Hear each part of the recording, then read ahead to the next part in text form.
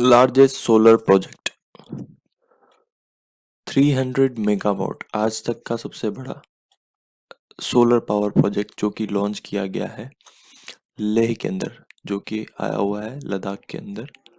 वहाँ पर जो एयरफोर्स स्टेशन है वहाँ पे ये एस्टेब्लिश किया जाएगा आने वाले कुछ समय में। तो 300 मेगावाट जो कि यूज़ किया जाएगा डिफेंस सेक्टर के लिए, एंड 14 मेगावाट जो कि यूज़ किया जाएगा जो सिविलियंस हैं उनके लिए यूज़ किए जाएंगे, जो लेह के सिविलियंस हैं। ओके। और वन मोर थिंग इज, जो ये लॉन्च किया जा रहा है सोलर पावर प्रोजेक्ट, ये मेक इन इंडिया इनिशिएटिव के अंतर्गत किया जा रहा है। Okay. Next one is Mercedes Benz join hands with SBI.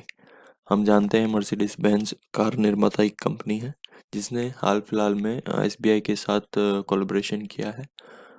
Why this collaboration? इसका मेन पर्पस है जो इंडिया के हाई नेट इंडिविजुअल्स हैं जिनकी इनकम बहुत ज़्यादा है, जैसे अगर अंबानी है और उसका एसबीआई के अंदर अकाउंट्स हैं, तो उनको टारगेट करने के लिए, उनको टारगेट करने का मतलब है कि इनको मर्सिडीज एक्सेस देगी कि जो लग्जरीज कार्स हैं वो मैन्युफैक्चर कर पाए इंडिया के अंदर।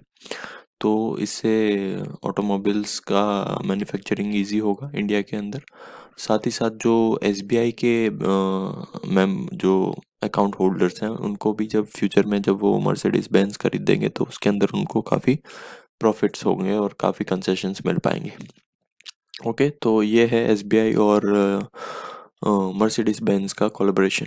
ओके, द नेक्स्ट वन, हाल फिलहाल में ही स्वर्णियम विजय वर्ष साइक्लोथॉन लॉन्च किया गया है। स्वर्णियम विनो के 50 ईयर के किसी भी चीज़ के कंप्लीट होने पर हम गोल्डन जुबली या स्वर्णियम वो सेलिब्रेट करते हैं। तो 1971 का जो वॉर वॉर हुआ था इंडो पाक के बीच में, जिसमें हमें विजय मिली थी, तो उसी सेलिब्रेशन में 50 साल के बाद में हमने स्वर्णिम विजय वर्ष साइक्लोथॉन लॉन्च किया है, जिसके अंतर्गत आर्मी के 20 पार्टिसिपेंट्स, कॉर्ना कॉप्स के 20 पार्टिसिपेंट्स 1971 किलोमीटर की साइक्लोथॉन करेंगे। ओके, तो इंडियन आर्मी के थ्रू ये लॉन्च किया गया है, कोई सिविलियन या वैसा कुछ नहीं लॉन्च किया गया है, इंडियन आर्मी से लॉन्च कर रही है। और 1971 किलोमीटर तक ये लोग साइक्लोथॉन करेंगे। एंड कहाँ पर करेंगे ये जो 1970 किलोमीटर्स हैं? ये होंगे गुजरात और राजस्थान वाले एरिया के अंदर ये लोग इतना साइकिलिंग करेंगे। Okay, 20 participants. Okay, next one is 33rd Pragati meet हाल फिलहाल में ही हुई है, जिसे चेयर किया था पीएम मोदी ने। तो what is the Pragati meet? जैसे कि इसका नाम है प्रगति, तो ये प्रगति को ही मापती है, प्रगति को ही मॉनिटर करती है। ओके, जो इंडिया के अंदर जो भी प्रोजेक्ट्स चल रहे हैं गवर्नमेंट के, उन सभी का ये गवर्नेंस करती है एंड टाइमली इम्प्लीमेंटेशन हो उन सारे प्रोजेक्ट्स का, उसके ऊपर ध्यान रखती है। तो पीएम मोदी ने हाल फिलहाल में इसे चेयर किया था और ये थर्ड प्रगति मीट है। ओके, इससे पहले 32 हो चुकी है। Next one is fastest 22,000 runs in 462 inning में बनाने वाले बैट्समैन बन चुके हैं विराट कोहली। ये अभी तक का हाईएस्ट रिकॉर्ड है। तेंदुलकर सेकंड नंबर पे है जिन्होंने 22,000 रन 493 इनिंग्स के अंदर बनाए। वहीं ब्रेन लारा ने 511 इनिंग्स के अंदर इसे कंप्लीट किया था। ओके, इंडिया ऑस्ट्रेलिया की जो हाल फिलहाल में सीरीज चल रही है उसके सेकंड ओडीआई के अंदर ये स्कोर विराट कोहली द्वारा बनाया गया है। एंड एक और विराट कोहली के नाम स्कोर बनता है, ओनली बैट्समैन जिनका एवरेज है ऑल फॉर्मेट में 50, चाहे वो टेस्ट हो, टी20 हो या ओडीआई हो, सभी के अंदर विराट कोहली का 50 है और ये इकलौते बैट्समैन ऐसे हैं जिनका ये स्कोर बना है। ओके, तो ये स्पोर्ट्स न्यूज़। एंड इसके बाद है एसएमएस पे। हाल फिलहाल में ही एसएमएस पे स्टार्ट किया गया है, जो कि किया गया है यस बैंक के through. What is the SMS पे? हम डेबिट कार्ड और इन सब के थ्रू पॉइंट ऑफ सेल यानी कि मॉल्स के अंदर और इन सब जगह पे मेट्रो के अंदर हम कार्ड स्वाइप करके पेमेंट करते हैं। तो इस तरह का पॉइंट ऑफ सेल होता है, उसके अंदर हम पेमेंट करते हैं। बट अब हमें कार्ड स्वाइप करने की ज़रूरत नहीं पड़ेगी। हम यहाँ अपना मोबाइल नंबर देंगे, वो हमें एक लिंक भेजेंगे हमारे फ़ोन के अंदर और उसके थ्रू हम पे कर सकते हैं। Next one is jallikattu. Jallikattu एक फेस्टिवल है केरला के अंदर, जहाँ पे एक बुल होता है जो रास्ते पे राइड करता है और लोग उसे रोकने की कोशिश करते हैं। हमने देखा है इसे मूवी के अंदर भी, जिंदगी ना मिलेगी दोबारा। तो वही चीज़ है, उसी के ऊपर एक मूवी बनाई गई है जिसको ऑस्कर के अंदर एंट्री मिली है। सो ऑस्कर के अंदर इसे जो एंट्री मिली है वो मिली है फॉरेन लैंग्वेज फिल्म्स के अंदर। ओके। और ये बुल एक रास्ते पे भागता है, उसके लिए है। तो this time foreign language film में इसे एंट्री मिली है। That's it. Next one is Diego Maradona. Diego, go for goal, go for gone. तो डिएगो जो कि गोल करते थे, मतलब फुटबॉलर थे, फुटबॉल लेजेंड थे, from Argentina team. Argentina Brazil के पास में है। सो अफ्रीकन लैटिन अमेरिकन कॉन्टिनेंट के अंदर अर्जेंटीना एक कंट्री है, वहां से डियागो खेलते थे फुटबॉल, जो कि हाल फिलहाल ही उनका निधन हुआ है। He passed away right now. Okay. Biggest cryogenic propellant tank deliver to ISRO. Okay. So ये एक टैंक है। तो टैंक किस काम आता है? ये वाला टैंक यूज होगा हमारे पीएसएलवी से जीएसएलवी, जो लॉन्ग लॉन्च व्हीकल है, सैटेलाइट लॉन्च व्हीकल, उसके अंदर ये टैंक यूज होगा, जिसके अंदर लिक्विड फ्यूल भरा जाएगा। और जो क्रायोजेनिक टेक्नोलॉजी है वो एक्सट्रीमली लो टेम्परेचर के अंदर भी अंदर का जो लिक्विड फील है उसे लिक्विड पोजीशन में ही बनाए रखती है। तो ये इसका एक बहुत ही इम्पोर्टेंट कैरेक्टरिस्टिक्स हो गया। और दूसरी बात कि ये जो लॉन्च व्हीकल का जो लोड कैपेसिटी है, पेलोड कैपेसिटी है, उसे भी इंक्रीज कर देगी। जैसे कि जीएसएलवी मार्क 3 का जो टैंक है उसकी लोड कैपेसिटी है 5755 केजी प्रोपेलेंट फ्यूल तक उसे भर सकेगी। तो एक तो पेलोड कैपेसिटी को इंक्रीज कर देगी, साथ ही साथ एक्सट्रीम लो टेम्परेचर के अंदर जो लिक्विड फ्यूल होगा उसे लिक्विड पोजीशन में बनाए रखेगा। तो ये करेगा। तो जो ये टैंक है, क्रायोजेनिक प्रोपेलेंट टैंक, वो जिसे मैन्युफैक्चरिंग किया है हिंदुस्तान एरोनॉटिक लिमिटेड, जो इंडिया का ही गवर्नमेंट विंग है, गवर्नमेंट कंपनी है। ओके। और जो ये टैंक है उसका भी एक नाम है C32LH2। तो एग्जाम के अंदर डायरेक्टली पूछ सकते हैं कि C32LH2 ये क्या है। कोई कुछ भी ऑप्शन दे सकते हैं और उस टाइप से आपसे पूछ सकते हैं। तो ये आप देख सकते हैं यहाँ पे, इस टाइप का टैंक है जो कि पीएसएलवी मार्क जीएसएलवी मार्क 3 के अंदर इसको यूज किया जाएगा। Okay. Next one, idol Annapurna to be brought back from Canada. Okay. कहाँ से लाया गया है वो बहुत ही इंपॉर्टेंट है। तो ये अन्नपूर्णा हम जानते ही हैं, अन्नपूर्णा जी की मूर्ति थी जो आज से 100 साल पहले चोरी हो गई थी और जो कनाडा में थी। तो हमारी गवर्नमेंट ने इसे वापस से वहाँ से ट्रांसफ़र कर इंडिया में मंगवा लिया गया है। तो ये 18th सेंचुरी की आइडल है और स्टाइल ऑफ बनारसी में इसे एनक्रेव किया गया है। ओके। और अन्नपूर्णा हम जानते हैं कि फूड ऑफ गॉडेस ही होता है, मतलब उम, खाने की देवी। ओके। तो ये फर्स्ट आइडल नहीं है कि जो इंडिया के अंदर आ रहा है। 2014 से 2020 के बीच में लगभग 14 एंटिक्स इंडिया के अंदर वापस लाए गए हैं। और 1976 से 2014 तक लगभग 13 एंटिक वापस लाए गए हैं। तो इस टाइप से काफ़ी सारे एंटिक्स जो एंशियंट टाइम में इंडिया से चोरी हो गए या कोई भी रीज़न की वजह से इंडिया से बाहर गए, उन सबको धीरे धीरे गवर्नमेंट वापस ला रही है। आज के टाइम में हम जानते हैं अपनी इंडिया की फॉरेन पॉलिसी काफ़ी अच्छी है और काफ़ी सारे नेशंस के साथ हमारे अच्छे रिलेशंस हैं। तो उसी के बदौलत ये हम देख सकते हैं कि 2014-20 के बाद में 14 एंटीवेट्स इंडिया के अंदर वापस आ रहे हैं। ओके। सो इसी में एक रिसेंटली आइडल था जो इंडिया के अंदर वापस लाया गया है फ्रॉम यूके। तो 13th सेंचुरी की लॉर्ड रामा, लक्ष्मण, गॉड सीता, इन तीनों की ब्रॉन्ज की आइडल इंडिया के अंदर वापस लाया गया है। आप देख सकते हैं यहाँ पे ब्रॉन्ज की आइडल यूके से हम इसे वापस लेके आए हैं। 13th सेंचुरी की जो है और जो हाल फिलहाल तमिलनाडु के अंदर रखी गई है। ओके। तो जो अन्नपूर्णा की आइडल है वो हम कनाडा से लाए हैं और जो लॉर्ड राम, सीता और लक्ष्मण की जो आइडल है वो हम यूके से लाए हैं। Okay. Next one is third global renewable energy event. Okay, RE invest भी इसे कहा जाएगा। 2020 हाल फिलहाल में ही कंप्लीट हुआ है और जिसे इनोग्रेट किया था अवर इंडियन प्राइम मिनिस्टर ने। ओके, तो ये तीसरा वाला ग्लोबल रिन्यूएबल एनर्जी इवेंट है। इससे पहले 2015 में और 2018 में दो कंप्लीट हो चुके हैं।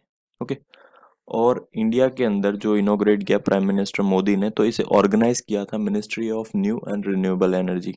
हमारे सेंट्रल गवर्नमेंट में एक मिनिस्ट्री बनाई गई है new and renewable energy. Okay, उसके थ्रू इसे किया गया है और इसकी थीम थी innovation for sustainable energy and transition. Okay, ये इसकी थीम रखी गई थी इस प्रोग्राम के लिए। एंड एज वी नो कि रिन्यूएबल एनर्जी के लिए हमने कुछ टारगेट डिसाइड किए हैं। सोलर एनर्जी, विंड एनर्जी और दूसरी एनर्जीज हैं जो रिन्यूएबल एनर्जीज है, उसके लिए हमने कुछ टारगेट डिसाइड किए हैं जिसमें 2022 तक हम 175 गीगावाट की एनर्जी का जनरेशन करेंगे, जिसमें 100 गीगावाट होगी ओनली सोलर एनर्जी और बाकी की जो 75 होगी वो दूसरी रिन्यूएबल एनर्जीज के थ्रू हम गेन करेंगे। ओके, और ये 2022 तक है।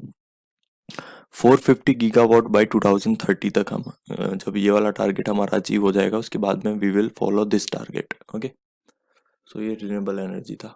Now next one is honey FPO programme in 5 states। So what is the FPO? FPO is farmer produce organisations. हम जानते हैं कि देश के अंदर छोटे किसान काफ़ी सारे हैं, तो वो जब उनकी फाइनेंशियल कंडीशन इतनी अच्छी होती नहीं है, जिस वजह से वो फार्मिंग में सारी टेक्नोलॉजी और हर चीज़ का वो यूज़ नहीं कर पाते, जिसकी वजह से उनकी जो प्रोड्यूस है वो इतनी अच्छी नहीं हो पाती। इस वजह से गवर्नमेंट ने फार्मर प्रोड्यूस ऑर्गेनाइजेशन स्टार्ट किया, जिसके अंदर मिनिमम 300 फार्मर्स को इकट्ठा लाया जाता है in plain areas and 100 farmers in north east या हिली एरियाज या यूनियन टेरिटरीज में। तो अगर ये 300 फार्मर एक साथ आएंगे उसके बाद में ये कंट्रीब्यूट करेंगे कुछ पैसा वैसा, और उसके बाद में जो मशीन होगी वो ख़रीदना आसान हो जाएगा, क्योंकि थोड़ा थोड़ा करके और काफ़ी सारा फाइनेंस वो कलेक्ट कर पाएंगे, जिस वजह से दूसरी टेक्नोलॉजी ख़रीदना आसान हो जाता है। और उसके बाद में जो भी मेंबर फार्मर्स हैं इस एफपीओ के, वो सारे के सारे उस टेक्नोलॉजी को यूज़ कर सकते हैं। तो इस तरह से एफपीओज काफ़ी टाइम से चल भी रहे हैं और काफ़ी सक्सेसफुल रहा है ये इंडिया के अंदर, जिस वजह से गवर्नमेंट ने 10,000 का टारगेट रखा है 2022 तक। ओके, तो 5 एफपीओज बनाए जा रहे हैं 5 स्टेट्स के अंदर। ओके, जो कि है Rajasthan, UP, Bihar, MP and Paschim Bangal. ये चारों ही नॉर्दर्न और मिड इंडिया के स्टेट्स हैं। ओके, नॉर्दर्न वाले पार्ट के आएंगे। ओके, एंड जो ये एफपीओज एस्टेब्लिश करेगा वो करेगा NAFED. NAFED is national agriculture cooperative marketing federation of India. Okay, जो 1958 के अंदर जिसका गठन किया गया था। ओके, next one is national portal for transgender person and Garima Greh. So हाल फिलहाल में ministry of social justice and empowerment ने लॉन्च किए हैं ये दो चीज़ें। ओके, थावरचंद चंद गहलोत जो कि मिनिस्टर है इन मिनिस्ट्री के। सो सब first of all the portal, तो पोर्टल का यूज़ क्या हो सकेगा? तो हम जानते हैं कि हाल फिलहाल में 2019 में ट्रांसजेंडर पर्सन प्रोटेक्शन एक्ट को लॉन्च किया गया था, जिसके अंतर्गत इनको वैधानिक मान्यता दी गई थी, शादी के अधिकार दिए थे, इनको अपनी जेंडर आइडेंटिफाई करने का अधिकार दिया था और भी काफ़ी सारे अधिकार उसके अंदर मेंशन थे। तो जेंडर आइडेंटिफिकेशन सर्टिफिकेट ये लोग इस पोर्टल के थ्रू अप्लाई कर पाएंगे। अनदर थिंग इज कोई भी और ग्रीवेंस हो, कोई समस्या हो, तो वो भी इस पोर्टल पे ये अप्लाई कर पाएंगे, उसे सबमिट कर पाएंगे। इसके अलावा और भी काफ़ी दूसरे यूज़ होंगे, जैसे कि ये जो सर्टिफिकेट है ये इनको विदाउट फिजिकल इंटरफेस के थ्रू मिल जाएगा, उन्हें वहाँ पे प्रेजेंट रहने की ज़रूरत नहीं है, डायरेक्ट वो उसे अप्लाई कर सकते हैं। सो एक तो हो गया ये जो पोर्टल, ट्रांसजेंडर पोर्टल जो उन्होंने लॉन्च किया है। Another thing is Garimagreh. Garimagreh एक शेल्टर होम होगा ट्रांसजेंडर पर्सन्स के लिए, जो हाल फिलहाल में वडोदरा में लॉन्च किया गया है। तो ऐसे 10 सिटी में 13 शेल्टर होम्स क्रिएट किए जाएंगे, जहाँ पे बेसिक फैसिलिटीज़ दी जाएगी ट्रांसजेंडर पर्सन्स को, एलजीबीटीक्यूज को, जिसमें food, medical facility, yoga and physical fitness, even जो स्किल डेवलपमेंट प्रोग्राम भी इन्हें प्रोवाइड किए जाएंगे। तो जो आम नागरिक को मिलते हैं वही सारी फैसिलिटीज इन्हें मिल पाएगी, जिसकी वजह से जो इनकी हाल फिलहाल में जो स्थिति है समाज के अंदर वो काफ़ी ज़्यादा उसमें सुधार होगा। और ये भी देश के दूसरे नागरिकों की तरह अलग अलग क्षेत्र में आगे बढ़ पाएंगे, चाहे वो एजुकेशन हो या आईटी हो या किसी भी फील्ड में हो, तो वहाँ ये भी आगे बढ़ पाएंगे। Okay, next one is UNDP and Invest India tie up to launch the SDG Investor Map for India. So, SDG, what is the SDG? Sustainable Development Goal. Development के लिए ऐसे गोल्स निर्धारित किए गए जो सस्टेनेबल हो, जो डेवलपमेंट को लंबे टाइम तक सस्टेन कर सके। इस टाइप के कुछ 17 गोल्स हैं जो यूनाइटेड नेशन ने डिसाइड किए थे, जिसके अंदर poverty elevation and gender equality and climate change and economic काफ़ी सारे गोल्स हैं, उन सबको टारगेट किया गया है। Okay, so invest India and UNDP ने इन गोल्स को अचीव करने के लिए टाई अप किया गया है। यूएनडीपी जो कि यूनाइटेड नेशन की एक बॉडी है जो ग्लोबल में डेवलपमेंट करने के लिए, ऑल ओवर वर्ल्ड के अंदर डेवलपमेंट करने के लिए फाइनेंशियल असिस्टेंस साथ ही साथ टेक्निकल असिस्टेंस दोनों की दोनों प्रोवाइड करता है। ओके, और इन्वेस्ट इंडिया जो कि एक इंडिया के अंदर की नॉन प्रॉफिट वेंचर है, जो कि डीपीआईआईटी यानी department of promotion of industries and internal trade, जो एक डिपार्टमेंट है जो कि अंदर है मिनिस्ट्री ऑफ कॉमर्स के। ओके, तो इसके अंदर ये एक नॉन प्रॉफिट वेंचर है इन्वेस्ट इंडिया। ओके, जो कि प्रमोशन करता है एंड फैसिलिटेशन करता है नेशनल इन्वेस्टमेंट को, जो इंडिया के अंदर इन्वेस्टमेंट आएगा, जो एफडीआई आएगा, उसे वो प्रमोट करता है ताकि इंडिया के अंदर इस टाइप का इन्वेस्टमेंट आए। तो अब इन्वेस्ट इंडिया ने टाई अप किया यूएनडीपी से, तो इसके थ्रू वो इन्वेस्टमेंट इंडिया के अंदर लाएगा, जिसके थ्रू वो एसडीजी के जो गोल्स हैं, जो सस्टेनेबल डेवलपमेंट गोल्स हैं, उसको अचीव करेगा। इस इन्वेस्टमेंट को लाएगा, उसके थ्रू डेवलपमेंट होगा और उसे अचीव करेगा।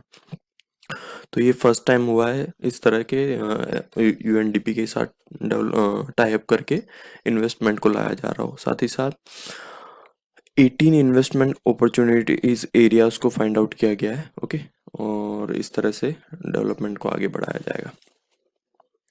Okay, the next one is Zircon hypersonic cruise missile. Okay, so हाल फिलहाल में एक टेस्ट फायर किया गया है। मिसाइल का नाम है सिरकॉन, हाइपरसोनिक है एंड क्रूज मिसाइल है, जो कि रशिया के थ्रू किया गया है। तो first of all what is the hypersonic? तो 4 कैटेगरीज होती है मिसाइल्स की on the basis of speed. Okay, first one is subsonic, second one supersonic, third hypersonic and fourth is transonic. Okay, so पहले 3 ज़्यादा इंपॉर्टेंट है। Subsonic यानी sound की जो स्पीड है लगभग 1200 किलोमीटर पर आवर होती है। सो उसी स्पीड से जिस मिसाइल की स्पीड कम है, मतलब 1200 किलोमीटर पर आवर की स्पीड से जिसकी कम है, उसे सबसोनिक कहा जाएगा। सुपरसोनिक, साउंड स्पीड से ज़्यादा की स्पीड जिस मिसाइल की है उसे कहा जाएगा सुपरसोनिक। एंड हाइपरसोनिक, जो ये मिसाइल है हाइपरसोनिक, साउंड स्पीड से 5 गुना ज़्यादा हो, मतलब 5 मैक, 1 मैक, 1 मैक से नीचे सबसोनिक, 1 मैक से ऊपर सुपरसोनिक एंड 5 मैक से ऊपर हाइपरसोनिक। सो 5 मैक से ऊपर hypersonic missile, even cruise missile भी है। क्रूज मिसाइल क्या होता है कि मिसाइल को एक बार टारगेट दे दिया, फिर वो टारगेट अगर मूवेबल भी है, मान लीजिए कोई जेट है या कुछ है, उसके ऊपर आपने मिसाइल फायर कर दी, तो अगर जेट हिल रहा है तो उसको फॉलो करेगा, जहाँ जहाँ पे भी वो मूवमेंट कर रहा है उसे फॉलो करेगा और उसे फोड़ के ही और उसे ब्लास्ट करके ही वापस लौटेगा। तो ये क्रूज मिसाइल जो होती है फायर एंड फॉरगेट मिसाइल होती है। तो हाल फिलहाल में ही रशिया ने इसको आर्कटिक में ट्रायल किया है, और इसकी जो रेंज है वो 450 किलोमीटर के आसपास है।